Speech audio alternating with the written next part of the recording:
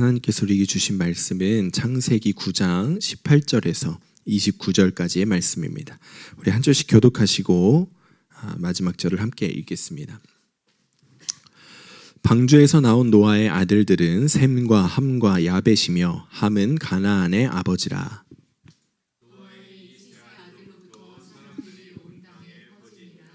노아가 농사를 시작하여 포도나무를 심었더니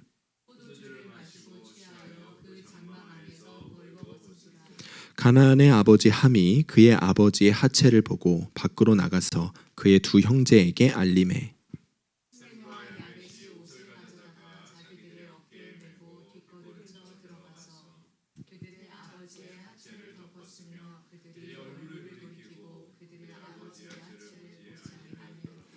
노아가 술이 깨어 그의 작은 아들이 자기에게 행한 일을 알고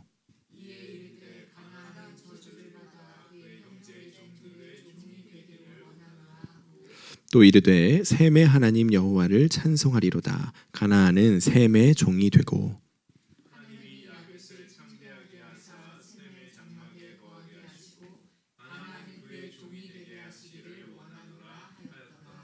홍수 후에 노아가 350년을 살았고 그의 나이가 950세가 되어 죽었더라. 아멘. 하나님의 말씀입니다. 오늘 창세기 18번째 시간입니다. 18번째 시간인데 9장이네요. 200번째 시간까지 해야 창세기가 맞춰지지 않을까 생각이 됩니다. 오랜만에 우리가 창세기 말씀으로 말씀을 나누는데 주님께서 우리에게 주시는 음성을 잘 듣고 또 깨달아 아는 우리 모두가 되기를 축복합니다. 우리 창세기 9장 전반부의 말씀을 나눈 지 조금 시간이 지났죠. 네, 홍수가 있었고 그 홍수가 거쳤고 땅이 마른 후에 하나님께서 이제 무지개 증표로 내가 다시는 물로 세상을 멸하지 않으리라 약속해 주심으로 이제 홍수 사건은 마무리가 되었습니다. 그래서 우리가 이제 9장 전반부 말씀을 보면 어떤 마음이 드냐면 와, 이제는 새로운 세상이 펼쳐지겠다. 이제는 좀 하나님께서 기뻐하실 만한 그런 세상이 다시 지어지지 않을까? 그런 기대감을 갖게 만듭니다. 그럴 만도 한 것이요. 온 세상에 모든 사람들이 다 죽었잖아요. 그리고 남아있는 사람은 누구냐면 당대의 의인이요 완전한 자라는 평가를 받았던 노아와 그의 아들들만 지금 그의 가족들만 남아있습니다. 그러니까 우리가 생각하기에 와 이제부터는 노아가 의인이요 완전한 사람이니까 그 가족들 또 거기서 태어나는 아이들 잘 가르쳐가지고 그래서 이제부터는 진짜 깨끗한 세상, 행복한 세상, 은혜로운 세상을 만들지 않을까 우리가 그런 기대감을 갖게 되잖아요. 게다가 여러분 노아와 그의 가족들이 어떤 사람입니까? 홍수 심판을 경험한 사람들이잖아요. 하나님 진짜 살아계시고 그 하나님이 언제든지 이 세상을 심판하실 수 있는 분이라는 사실을 누구보다 뼈저리게 경험했던 사람이 노아와 그의 가족들이잖아요. 하나님을 믿고 싶지 않아도요 믿지 않을 수 없는 사람들입니다. 그렇죠? 하나님을 두려워하고 싶지 않아도 두려워할 수밖에 없는 사람들이 노아와 그의 가족들이에요. 그런 사람들만 이제 남아있는 것이죠. 그러니까 우리 마음에 세상을 향한 희망찬 소망이 우리 가운데 9장 전반부까지를 보면 일어나게 되어 있는 거예요. 근데 정말 어처구니 없게도요 오늘 말씀 이 창세기 9장의 후반부 말씀으로 들어가면서 우리의 소망은 산산조각이 납니다. 이제 좀 세상이 깨끗해지겠네. 하나님이 기뻐하시는 세상이 이루어지겠네. 그 소망이요 그냥 곧바로 그냥 없어져 버릴 수밖에 없는 그냥 짓밟혀 버리는 그런 장면이 오늘 말씀에 기록되어져 있죠. 홍수가 끝난 후에 노아와 그의 가족들 가운데서 일어났던 참상 비참하고 끔찍한 모습을 오늘 말씀이 우리에게 보여주고 있습니다. 어떤 모습이죠?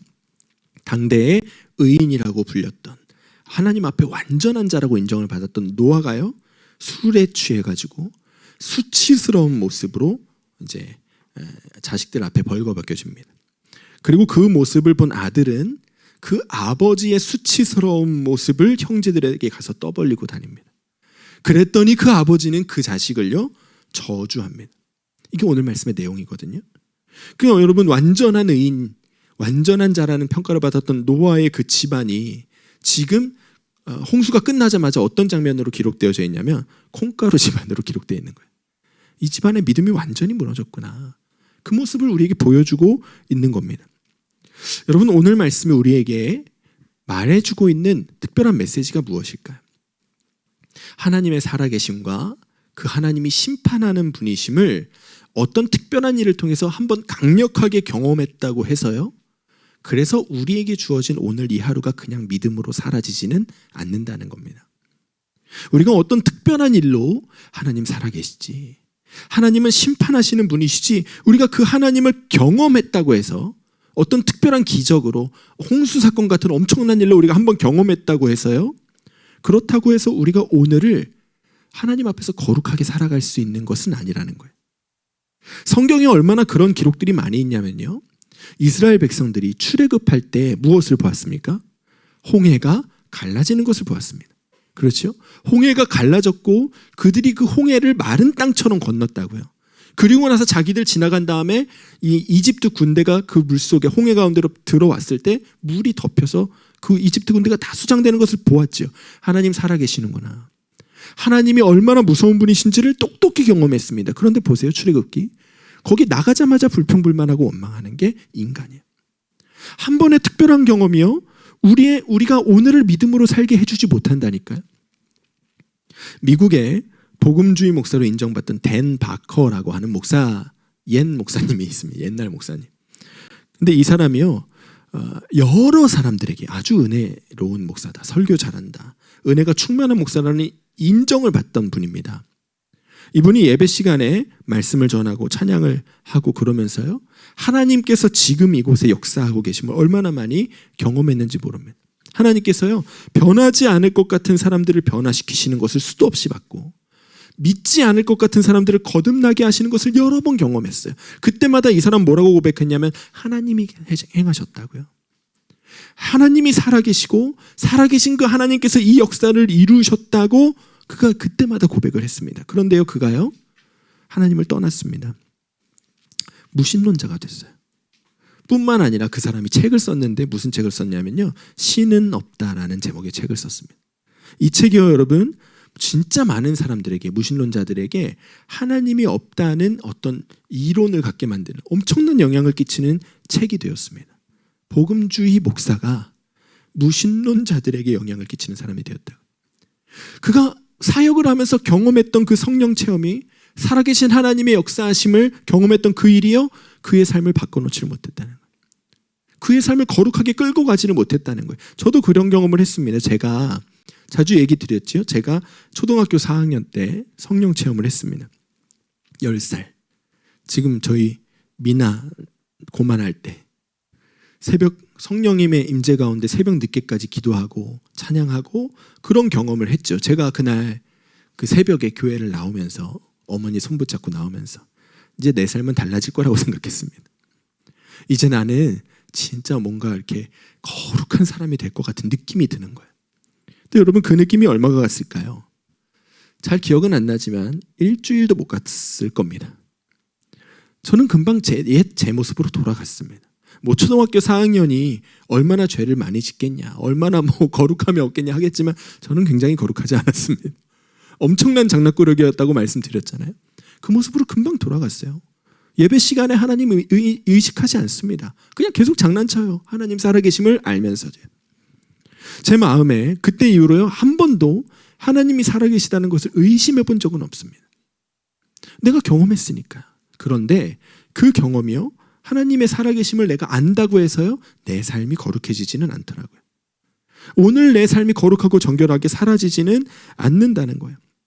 그러니까 여러분, 우리가요, 오늘 나에게 주어진 이 삶을, 이 하루를 정말 믿음 안에서 하나님의 자녀답게 거룩하고 정결하게 그렇게 살기를 원한다면 우리가 사모해야 되는 것은요, 한 번의 강력한 성령 체험이 아닌 거예요. 하나님이 내 삶 가운데 어떤 특별한 일을 이루어 주시는 것을 우리가 바라야 되는 것이 아닌 거예요. 많은 사람들이 뭐라고 얘기하냐면, 와, 나도 그런 기적 같은 일 한번 경험하면 나 진짜 믿음으로 살 수 있을 것 같아. 흔히들 그렇게 이야기합니다. 병에서 고침을 받거나 아니면 뭐 특별한 성령 체험을 하거나, 뭐 오늘 말씀에 노아처럼 그런 홍수 심판을 진짜 경험을 하거나, 그러면 내가 진짜 믿음으로 잘 살 수 있겠지 생각합니다. 그런데 그렇지 않다는 거예요. 한 한 번의 특별한 경험은 우리의 삶을 바꿔놓지 못합니다. 그러면 우리의 삶은 언제 변할까요? 우리가 우리에게 주어진 오늘 이 하루를요, 내 삶의 주인 되신 예수 그리스도께 내 삶의 주권을 드리면서 살아갈 때, 그때에만 우리 삶이 변하는 겁니다. 하나님이 살아계시는 분이심을 믿고 그 하나님이 심판하실 수 있는 분이심을 믿는 데서 끝나는 것이 아니라 그 하나님과 오늘을 같이 살아가는 거예요.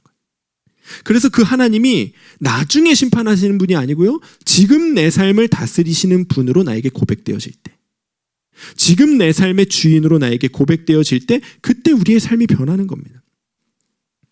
오늘 말씀에서요, 노아와 그의 가족들의 모습이, 오늘 기록된 말씀이 우리에게 그 사실을 말해주고 있는 거예요.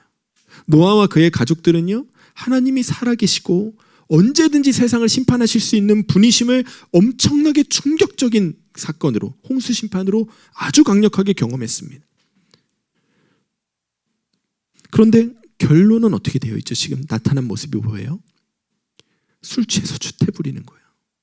그런 아버지 고발하고 다니는 거예요. 그리고 그런 자식 저주하는 모습만 오늘 말씀에 담겨 있는 거예요. 한 번의 경험으로 안 된다. 어떤 특별한 경험으로 하나님 살아계심을 한 번 경험한다고 해서 우리 삶이 바뀌지 않는다. 매일매일 우리 삶의 통제권을 그 살아계신 하나님께 내가 스스로 드릴 때, 내가 스스로 내 삶의 통제권을 하나님께 가져다 바칠 때, 하나님 나를 다스려 주세요, 하나님이 나를 통제해 주시기를 바라며 주님을 바라보며 살 때 우리의 삶은 바뀐다는 것을 오늘 말씀이 우리에게 말해주고 있는 거예요. 그 이야기가 어떻게 시작되냐면 20절 21절에서 이렇게 시작됩니다. 노아가 농사를 시작하여 포도나무를 심었더니 포도주를 마시고 취하여 그 장막 안에서 벌거벗은지라. 자, 노아가요, 이 배에서 내려서 농사를 짓기 시작했습니다. 포도나무를 심었대요. 포도나무 심어 보셨습니까? 심으면요, 얘가 얼만큼을 자라서 열매를 맺을까요? 포도가 자라고 포도를 거두어서 포도주를 담궈 마실 만큼 되려면 한 5년 정도의 기간을 잡아야 된다고 합니다. 그러니까 오늘 말씀은요, 이 홍수가 끝난 다음에 최소한 한 5년 정도는 지난 이후의 상황인 거예요. 그 5년 동안에 무슨 일이 있었냐? 노아와 가족들이 배에서 내렸을 때에는요, 황무지였죠. 지난 시간에 말씀 기억하십니까? 그가 지는 구덩이였을 것이고 사방에 죽은 동물들, 사람들의 시체들이 있는 그런 상황 속에서 그들이 내렸을 거예요. 그런데 그곳을 일구고 농사를 짓고 삶의 터전을 만들어 가기를 시작한 지 5년째 되었을 때 그들의 삶은 어떻게 되었냐면, 이제 포도를 다 수확해서 포도를 가지고 포도주 만들어 먹을 만큼 안정이 되었다는 거예요.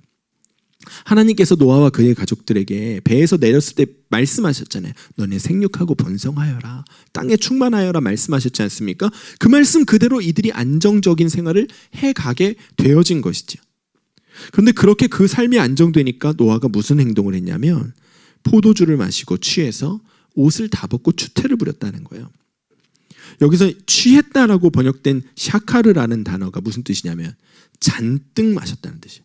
가득 마셨다는 뜻이에요. 그러니까 노아가 취하기는 취했는데 그냥 기분 좋게 알딸딸하게 그 정도 취한 거 얘기하는 거 아니고요, 꼭지까지 채워서 가득 채워서 마셨다는 거예요. 인사불성이 되었다는 거지. 자, 여러분, 하나님께 삶의 통제권을 드리고 살아야 할 성도가 지금 무엇에게 자기 삶의 통제권을 내어준 거예요? 포도주한테 내어준 거예요. 술에게 내어준 거예요. 술이 이 노아를 다스렸던 것이죠. 여러분, 이게 무슨 말인지 아시겠습니까? 술을 먹어본 사람은 압니다. 술을 먹어본 사람은요, 처음에는 기분 좋게 한 잔 적당하게 마시자, 기분 좋게 한 잔 하자, 이렇게 시작하죠. 그런데 술을 먹으면 먹을수록 술이 술을 먹습니다. 술이 술을 부릅니다. 그래서 마침내 내 자신에 대한 통제권이요, 술에게로 넘어갑니다. 나는 술을 더 먹고 싶지 않은 것 같은데요, 술이 술을 마시게 만듭니다. 이게 무슨 말인지 드셔보신 분들은 아실 거예요. 그러면 여러분, 그 다음엔 어떤 일이 일어나죠? 반드시요, 추태를 부리게 되어 있습니다. 술이 나를 다스리면요, 그 끝은 반드시 추태입니다. 아무튼 별짓을 다 하죠, 술 취하면. 노아가 그랬던 거예요. 얼마나 술에 가득 찼던지요. 그가 무슨 일을 했다고요? 옷을 홀딱 벗었대요. 술에 취한 사람이 옷을 왜 벗었을까요?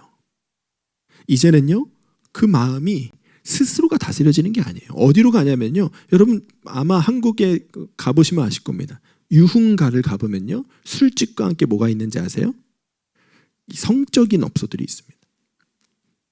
그러니까 술에 취하면요 어디로 가냐면 성욕이 일어나도 다스리지를 못하게 되는 그 심리가 그 유흥가에 깔려 있는 거예요. 똑같은 거예요, 여러분. 노아가 왜 옷을 벗었을까요? 자기 안에서 일어나는 어떤 성적인 욕구를요 다스리지를 못한 거예요. 충동적인 욕구를 다스리지를 못한 거예요. 그 욕구가 나를 다스리도록 내버려 둔 것이죠. 그래서 옷을 홀딱 벗은 거예요. 뭐를 하려고 했는지 모르겠지만 아무튼 벗었어요. 근데 문제는 그 모습을요 아들이 봤어요. 22절 말씀 읽어볼까요? 시작. 가나안의 아버지 함이 그의 아버지의 하체를 보고 밖으로 나가서 그의 두 형제에게 알리매.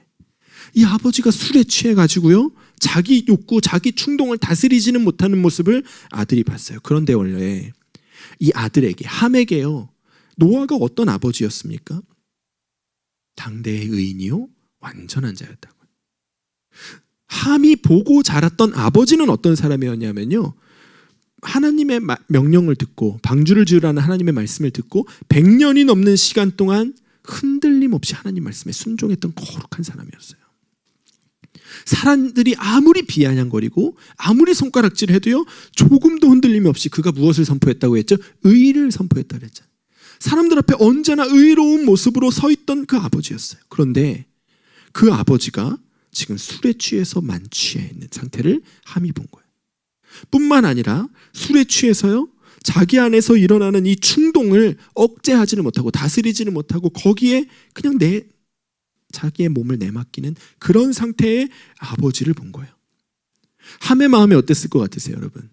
자연스러웠을까요? 익숙했을까요? 충격적이었겠죠. 내가 알던 아버지가 아닌 거예요. 얼마나 충격적이었겠습니까? 뭐지, 지금 내가 뭘 본 거지? 어떻게 우리 아버지가 이럴 수 있지? 아버지에 대한 여러 가지 실망감, 배신감, 여러 가지 마음들이 그 안에서 일어났을 겁니다. 그런데 여러분, 그렇더라도 아버지잖아요. 그동안 자기들을 그렇게 믿음으로 키워줬던 그 아버지잖아요.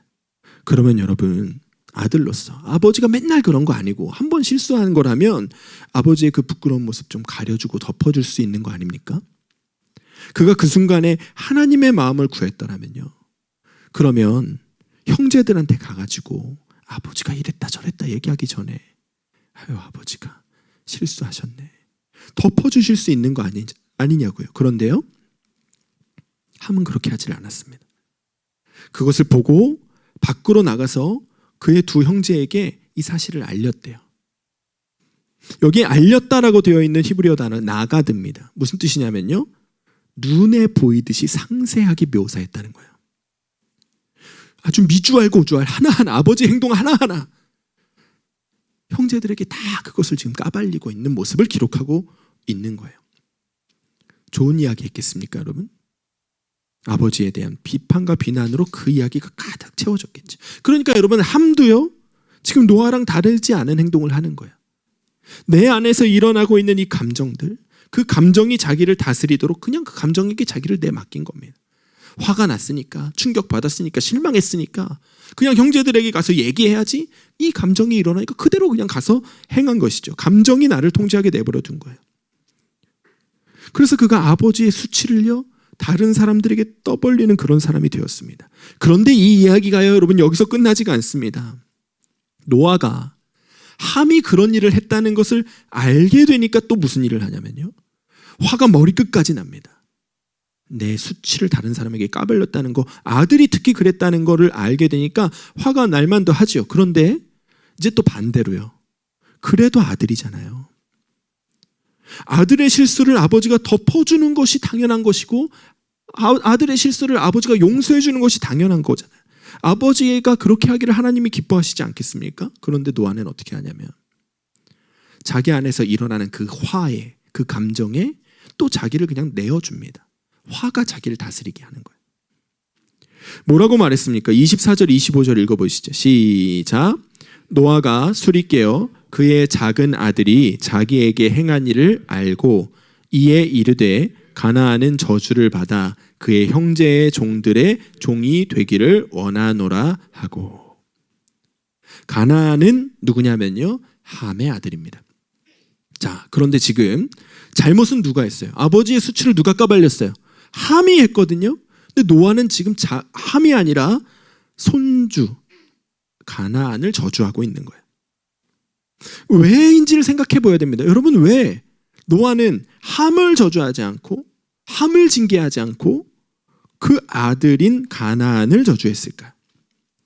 창세기 10장을 보면요, 노아의 아들들의 족보가 있는데 거기에 함의 족보가 이렇게 되어 있습니다. 10장 6절 말씀 읽어볼까요? 시작. 함의 아들은 구스와 미스라임과 붓과 가나안이요. 자, 함의 아들이 몇 명이에요? 4명이에요. 구스, 미스라임, 붓, 가나안이래요. 가나안이 몇째예요? 4째예요. 막내죠. 막내 하면 여러분 어떤 이미지가 떠올라요? 사랑스럽고 귀엽잖아요. 소중하잖아요. 여기 있네요, 막내. 그죠? 막내는 그런 존재잖아요. 자식이 몇이든지 상관없이 막내는요, 항상 부모 마음에 귀해요. 귀여워요. 아니, 무슨 일을 해도 그냥 아유, 애니까 뭐 이렇게 받아들여질 만큼 애가 소중하게 여겨지는 거예요. 함에게 가나안이 그런 사람이었던 거예요. 그래서 여러분, 오늘 우리가 읽은 말씀 처음에 18절이 어떻게 시작했는지 기억 안 나시죠? 읽어보겠습니다. 시작. 방주에서 나온 노아의 아들들은 셈과 함과 야벳이며 함은 가나안의 아버지라. 여러분, 함이 누구의 아버지라고 써 있어야 맞아요. 첫째가 누구라고요? 구스. 구스의 아버지라고 써 있어야 맞아요. 근데 지금 누구의 아버지라고요? 가나안의 아버지라. 왜 가나안의 아버지라고 썼을까요? 함에게 가장 소중한 아들이 가나안이니까요. 누구보다도 가나안을 가장 아낀 거예요. 가장 예뻐한 거예요. 마치 야곱이 요셉을 예뻐했듯이. 가장 소중한 아들이 가나안이었던 것이지요. 그러니까 노아가 지금 왜 가나안을 저주했는지 아시겠습니까? 함의 마음에 가장 마음 아픈 일을 한 거예요. 함이 내 치부를, 내 수치스러운 모습을 까발리고 다녔던 그 함이 어떻게 하면 가장 마음 아플까? 얘가 어떻게 하면 제일 괴로워할까? 여러분, 내가 저주받는 것보다 내 자식이 저주받는 게 더 부모 입장에서 마음이 아프잖아요. 당연히 다 그러시죠? 아닌데 나는 있으십니까? 다 그렇잖아요. 근데 그 중에서도 제일 예뻐하는 자식이 저주를 받는 거. 노아가 지금 일부러 그렇게 한 거예요. 얼마나 화에게 자기 분노를 다스리지를 못했으면 자기 아들이 가장 마음에 아파하도록 제일 예뻐하는 손주를 저주한 거예요. 물론 이 일이 이제 이후에 가나안 정복 전쟁과 연결이 되어서 이 가나안 족속들이 그래서 죽어도 싼 족속들이다, 이렇게 연결이 되기도 합니다. 근데 본질적으로는요, 여러분, 이거는 노아가 자기 감정을 못 다스린 거예요. 자기 안에서 화났던 그 마음을 풀기 위하여 자기 아들이 가장 마음 아파할 만한 저주를 지금 내리고 있는 모습을 우리가 보고 있는 거예요. 여러분, 이것이 오늘 말씀을 우리에게 경고하고 있는 겁니다. 우리가 아무리 하나님을 믿는 사람이라고 할지라도, 하나님 살아계시지, 하나님은 심판하시는 분이시지, 우리가 그것을 잘 알고 그리고 믿고 있는 사람이라고 할지라도요, 오늘 내 삶의 통제권을 하나님께 내어드리지 않고 오늘 내 삶의 통제권을 내 안에서 일어나는 감정에게, 욕구에게 내어주면서 살면요, 우리도 다 이렇게 된다는 거예요. 하나님 앞에 추태 부리며 살게 되고요, 추태를 부렸으면서도 남 탓하면서 살게 되고요, 다른 사람들 상처 주고 아프게 만들면서 가정 안에서도 그렇게 서로를 저주하면서 그렇게 살 수밖에 없다는 것을 우리에게 보여주고 있는 거예요. 저도 그런 일을 얼마나 많이 경험했는지 모릅니다. 제 안에서 일어나는 화, 분노, 이 감정을 제가 다스리지 않고 그 감정이 나를 다스리도록 내주었을 때 우리 가족들한테 얼마나 상처를 많이 줬는지 몰라요. 부부싸움 하면서 아내한테 상처 주고요, 그 모습 우리 아이들이 보면서 마음에 상처받고, 저희 아이들이 울면서 집 밖으로 뛰쳐나간 적도 있어요. 여러분, 우리가요, 오늘 내 삶의 통제권을 하나님께 내어드리면서 살지 않으면, 그러면 목사라는 직분이 무슨 소용이 있습니까? 하나님을 믿고 살아왔던 우리의 신앙의 경력이 도대체 무슨 의미가 있습니까? 아무리 목사여도요, 장로님이어도요, 권사님이어도요, 오늘 내 삶의 주인이 하나님이 되시지 않으면요, 우린 다 그렇게 망가지는 거예요. 다 그렇게 저주하고 상처 주고 무너지는 집안이 될 수밖에 없다니까요. 저만 경험한 겁니까, 여러분? 저만 그래요? 아니잖아요. 오늘 말씀이 우리에게 우리가 너무 잘 알고 있는 이것을 다시 경고해주고 있는 거예요. 이제 그러면 안 된다고요. 이제껏 그렇게 경험하면서 살아왔으면 이제는 좀 그만해야지. 이제는 좀 그만해야지. 언제까지 그렇게 우리 안에서 일어나는 감정에 내 삶을 내맡길 것이고, 언제까지 그렇게 내 안에서 일어나는 욕구에게 내 삶을 내맡기면서 살 거냐고요. 그 끝이 뻔히 무슨 일인지 보이는데 언제까지 그렇게 살 거냐고 우리에게 말하고 있는 거예요. 여러분, 우리가 오늘 내 삶의 통제권을 주님께 드리기를 축복합니다. 그냥 하나님을 믿고 사는 게 아니고요, 하나님 살아계시지, 하나님 심판하시는 분이시지, 그냥 그렇게 알고 사는 게 아니고요, 그 하나님께 나의 삶의 주권을 오늘 드리는 거예요. 내 삶을요, 내 안에서 일어나는 감정이 다스리지 못하도록, 내 안에서 일어나는 어떤 욕구들이 내 삶을 통제하지 못하도록 내 삶의 통제권을 하나님께 드리는 거예요. 하나님, 당신이 내 삶을 다스려주세요. 그러면 우리가 이렇게 주태 부리며 살지 않을 수 있다는 거예요. 이렇게 상처 주며 살지 않을 수 있다는 것을 오늘 말씀이 보여주는 거예요. 그 이야기가 어디 나오냐? 셈과 야벳의 이야기에 나오는 거예요. 자, 함이 그 형제들을 찾아갔습니다. 형제들이 누군가요? 셈과 야벳입니다. 그래서 그 형제들한테 가서 아버지의 추한 모습, 자기가 본 모습을 아주 상세하게 묘사하고 있을 그때에 셈과 야벳은 이 아버지에 대한 이야기가 충격적이지 않았을까요? 실망스럽지 않았을까요? 그들도 함이 느꼈던 감정을 동일하게 느꼈을 겁니다. 어떻게 아버지가 그럴 수가 있어? 그런데요, 느꼈던 감정은 동일할 텐데 나온 행동은 완전히 다릅니다. 반응은 완전히 달라요. 셈과 야벳이 어떻게 했죠? 23절 읽어보겠습니다. 시작. 셈과 야벳이 옷을 가져다가 자기들의 어깨에 메고 뒷걸음쳐 들어가서 그들의 아버지의 하체를 덮었으며 그들이 얼굴을 돌이키고 그들의 아버지의 하체를 보지 아니하였더라. 아멘.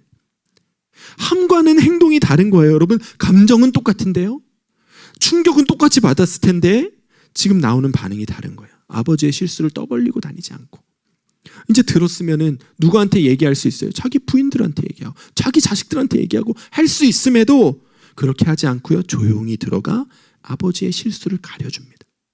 덮어줍니다. 똑같은 상황에서 반응이 왜 이렇게 다르게 나오는 것이죠? 그 이유가, 노아의 말을 보면 그 이유가 나와요. 26절 읽어보겠습니다. 시작. 또 이르되 셈의 하나님 여호와를 찬송하리로다. 가나안은 셈의 종이 되고. 자, 자기의 수치를 덮어준 게 누굽니까? 셈과 야벳이에요. 아들들이 덮어주었죠. 근데 지금 누구를 찬송한다고요? 셈의 하나님 여호와를 찬송한대요. 왜 그랬을까요? 셈과 야벳이 자기의 수치를 떠벌리고 다니지 않고 덮어주고 가려줄 수 있었던 것이 그들의 하나님 때문임을 노아는 알았던 거예요. 셈과 야벳은요, 그 순간에 자기 안에서 일어나는 이 감정과 욕구들에게 자기를 내어주지 않고 하나님을 바라본 거예요. 하나님께 통제권을 내어드린 거예요. 하나님, 제가 지금 어떻게 하면 좋을까요? 하나님, 우리 아버지가 지금 그러고 계시다는데 제가 어떻게 하는 것이 하나님께서 기뻐하실 만한 일입니까?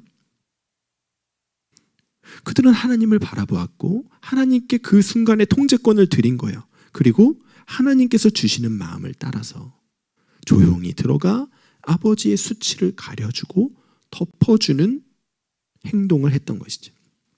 하나님 그런 분이시잖아요. 여러분, 우리의 수치와 우리의 문제와 우리의 약한 부분들 하나님이 떠벌리십니까? 그런 하나님이셨다면 우린 다 지금 죽었어요. 세상 앞에 얼굴 들고 다니지 못해요. 하나님이 지금도 우리의 수치를 덮어주시고 계시잖아요. 가려주고 계시잖아요. 여러분, 우리의 모든 죄 예수님의 십자가 보혈로 그 생명으로 다 덮어주신 분이 하나님이시잖아요. 그러니까 덮어주시는 것이 하나님의 마음이에요. 가려주시는 것이 하나님의 마음입니다. 기본적으로는 그렇다는 거예요. 셈과 야벳은 그 순간에요, 그 하나님의 마음을 받았던 거예요. 하나님 바라보고 하나님의 마음을 따라 행했던 거예요. 그 결과 행동이 다른 거예요. 그들의 삶의 열매가 다른 거예요. 다른 사람의 수치를 떠벌리고 다니고 비난하고 다니고 그런 사람으로 기록되지 않고요, 아버지의 수치를 가려주었던 아름다운 모습으로 오늘 말씀에 기록되어져 있는 것이죠. 사도 바울이요, 예수 믿는 자들을 잡으려고 다메섹으로 가던 길 위에서 빛 가운데서 예수님을 만납니다. 빛 가운데서 예수님의 음성을 듣고 두 눈이 비늘로 가려졌습니다. 여러분, 이런 경험을 했다면 그냥 믿음으로 잘 사라질 것 같으시죠? 흔히 그렇게 생각하잖아요. 어떻게 그런 일까지 경험했는데 어떻게 거룩하지 않게 살 수가 있어? 그런데 아니라고요. 사도 바울이 스스로 고백합니다. 우리 로마서 7장 말씀 읽겠습니다. 시작. 내 속 곧 내 육신에 선한 것이 거하지 아니하는 줄을 아노니 원함은 내게 있으나 선을 행하는 것은 없노라. 내가 원하는 바 선은 행하지 아니하고 도리어 원하지 아니하는 바 악을 행하는도다. 사도 바울의 고백이에요. 그가 그 엄청난 경험을 해놓고도요, 뭐를 행하면서 살았다고요? 악을 행하면서 살았대요. 자기 자신이 지금 자기를 그렇게 평가하는 거예요. 나도 선을 행하고 싶은데 나 엄청나게 악을 많이 행하고 살아. 이게 내 현실이라고 고백하는 거예요. 특별한 경험이 그를 바꿔주지 못했다니까요. 그러면 그의 삶은 어떻게 변할 수 있었습니까? 그 답이 고린도전서에 있지요. 읽어보겠습니다. 시작. 형제들아, 내가 그리스도 예수 우리 주 안에서 가진 바 너희에 대한 나의 자랑을 두고 단언하노니 나는 날마다 죽노라. 아멘. 그는요, 자기 안에서 감정이 일어나고 욕구가 일어날 때 그 감정과 욕구가 자기를 집어삼키도록 내어주지 않고요, 그 앞에서 죽은 거예요. 내 감정과 내 욕구 앞에서 나는 죽고, 그리고 예수님께, 주님께 나의 삶의 통제권을 내어드린 것이죠. 이게 나는 날마다 죽노라. 매일매일 그렇게 하나님 앞에 내 삶의 통제권을 내어드리며 살았기에 우리가 아는 이 사도 바울의 아름답고 거룩하고 정결한 모습이 이루어질 수 있었던 거예요. 여러분, 우리가 그런 삶을 살게 되기를 축복합니다. 우리가 다 한 번쯤은 어떤 거룩하고 정결한 경험을 해보셨을지 모르겠습니다. 한 번쯤은 성령 체험을 해보셨을지도 모르겠습니다. 하다못해 한 번쯤은요, 예수님을 만났던 기억이라도 있겠지요. 그런데 한 번 예수님 만났다고요? 한 번 내가 예수님 영접했다고요? 그 경험이 우리의 삶을 지켜주지 못합니다.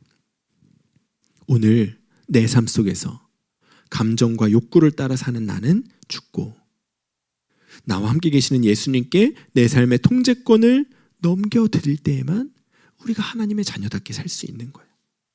그 말씀을 우리가 오늘 꼭 기억하게 되기를 축복합니다.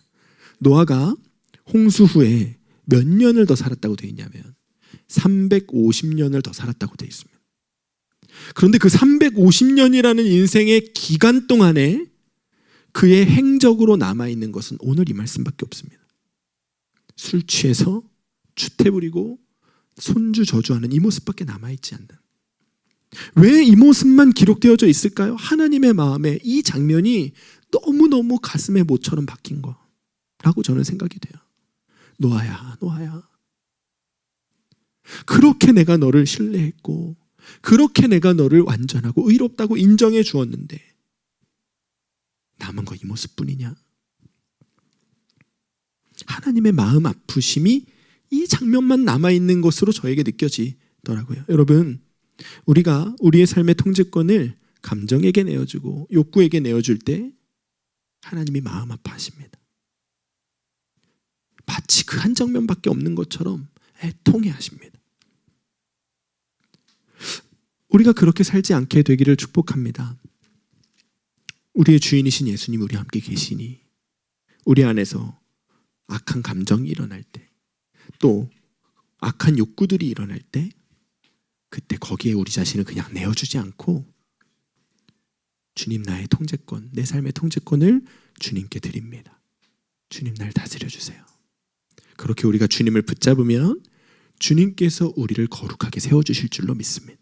우리를 거룩하고 흠없는 예수님의 신부로 그렇게 우리를 빚어 주셔서 마침내 주님 앞에 설 때 사도 바울처럼요, 아름다운 믿음의 모습으로 주님 앞에 서게 해주실 것을 믿습니다. 그런 여러분과 제가 되기를 주의 이름으로 간절히 축원합니다.